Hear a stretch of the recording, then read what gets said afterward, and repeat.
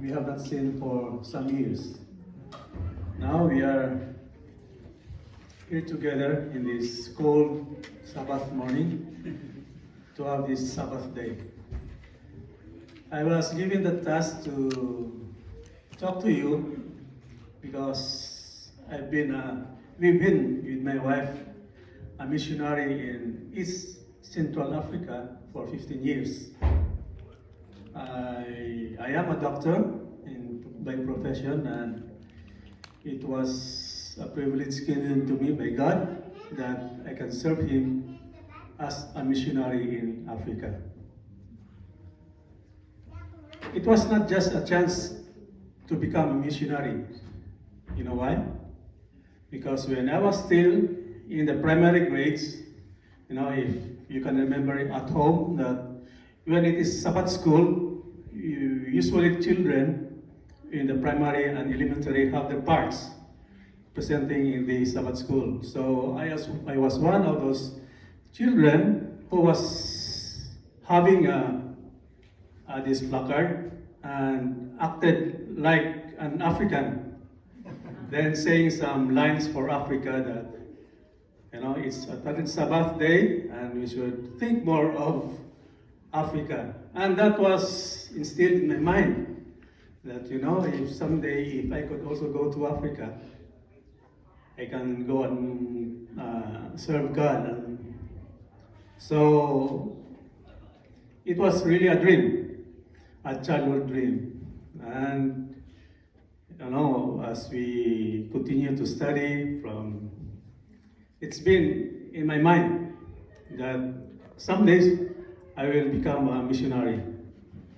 So in college, we were together in Mountain View, making ourselves ready. Then after the college, I studied medical school in Davao, where I finished my medicine. Then after my training in surgery,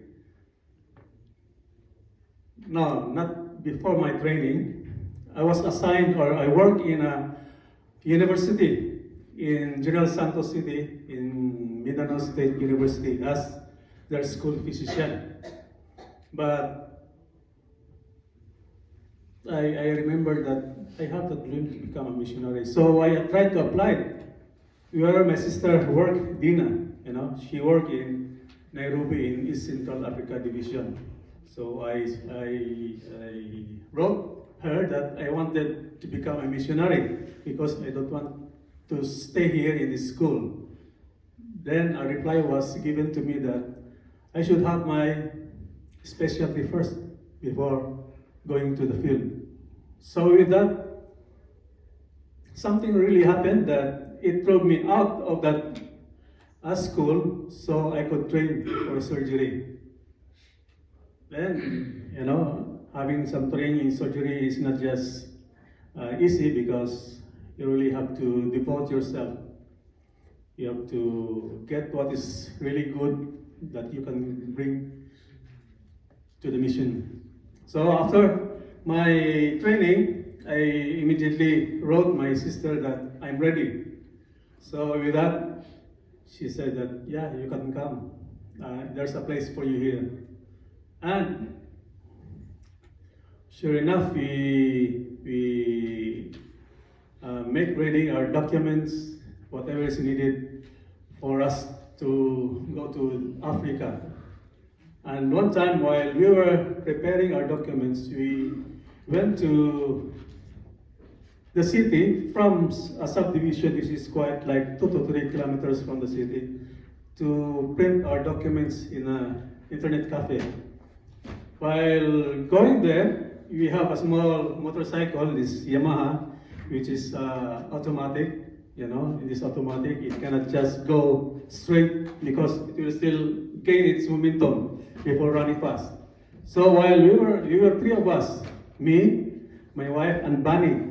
We were three. Then it was already like, kilom already, if you can understand it quite well,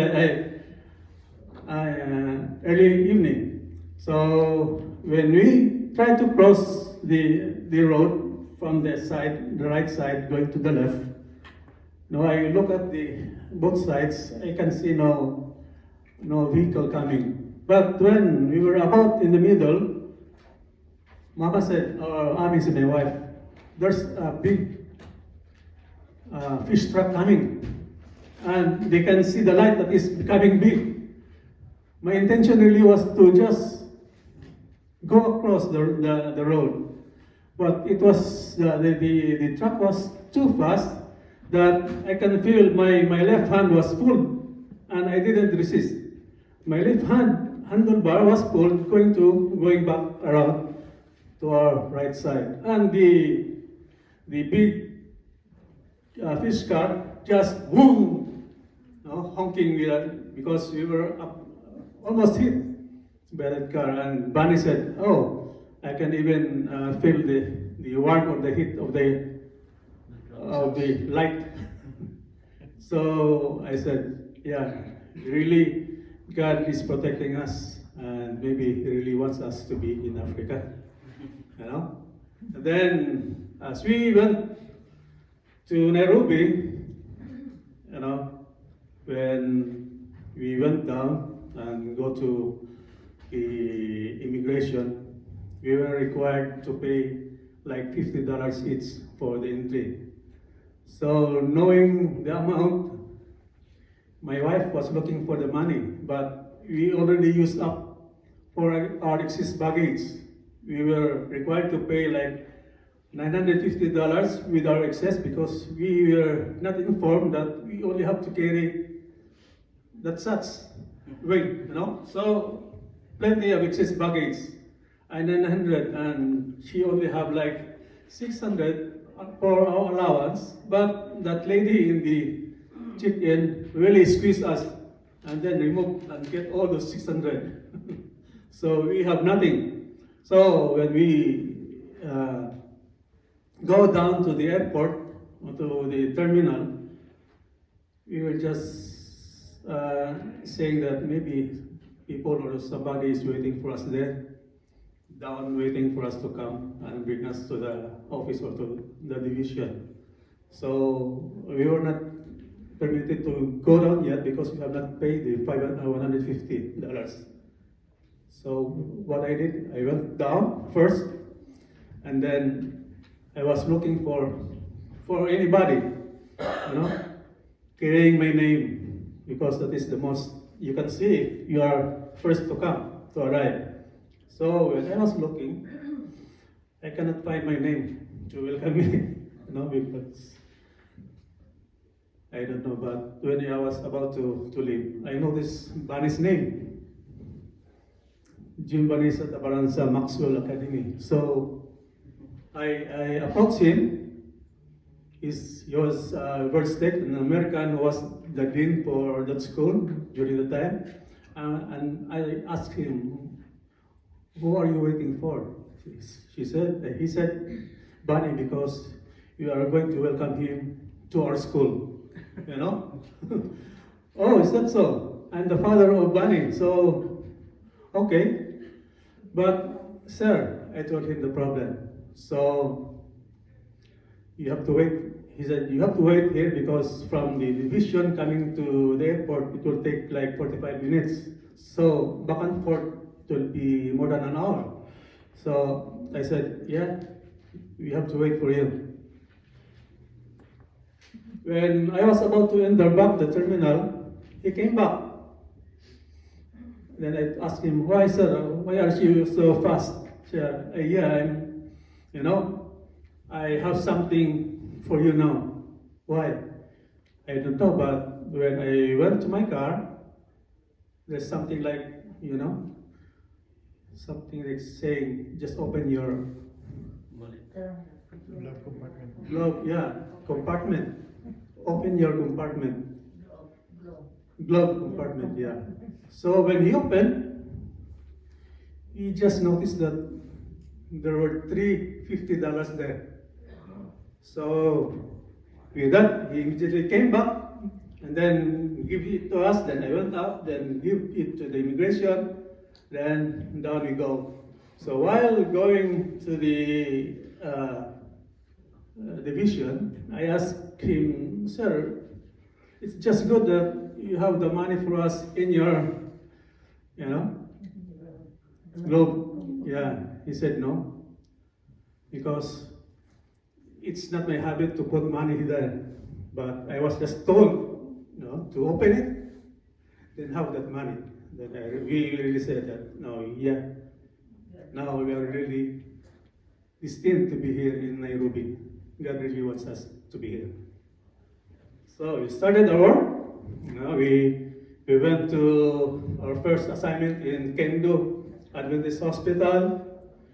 Bani was in Maxwell Adventist Academy, and there we started our work. And we observed that me, every 2 weeks, when I have my malaria. Malaria is, yeah, you cannot stay in that place without having malaria. Even Bani, when she just visited there, she said, I want to feel what malaria is. So she puts her hand outside our screen door during the evening, and eventually she had the malaria. You see, so for me, every month or in a month, I got sick with malaria twice. So I told my wife that no, I cannot stand here with that kind of situation, because taking malaria drugs can, it can kill you, but it has some damage in your body, like your liver. So I told him that I heard that if we can transfer to Ethiopia, then that will, or anywhere, that will be good.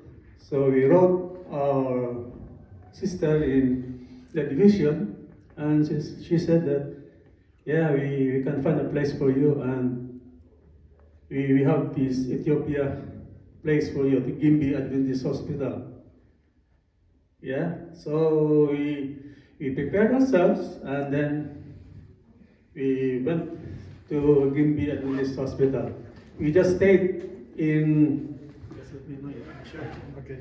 We just stayed in Kenya for 9 whole sickly months, and then we went to Ethiopia. Going to Ethiopia is from Addis Ababa to the place where we were, Gimbi Adventist Hospital. It's a 6 to 6 travel. You travel from 6 o'clock in the morning, and then you will reach the place at 6 in the evening. It was a rugged road. So we were there, and the place is really a missionary place. It's in the hillside, the hospital, and for accommodation, I think it was not really a missionary life, because we also have hot and cold bath, hot and cold water, because the missionary house was really given that privilege. So we cannot just stay for short and go home. We have to be there and have the community. So we were able to do a part in that place, and sure enough, we were transferred again we have our short break after Ethiopia. We have our permanent return. Then after 9 months, I was in Hingog City, Hingog Adventist Hospital, Sanitarium Hospital for that break. Then we were called again. We went back to Congo. It was really a privilege to have this missionary life, where you can help people who are in need, though sometimes they cannot say to you thank you verbally, but how they act and how they nod their head in confirming that they are already good, yeah, it makes me happy. So I can just I think that's all, and I can just remember the verse that we usually have. It's Romans 8:28. I think you know that one, and that inspires us to work in that place. Thank you. Amin.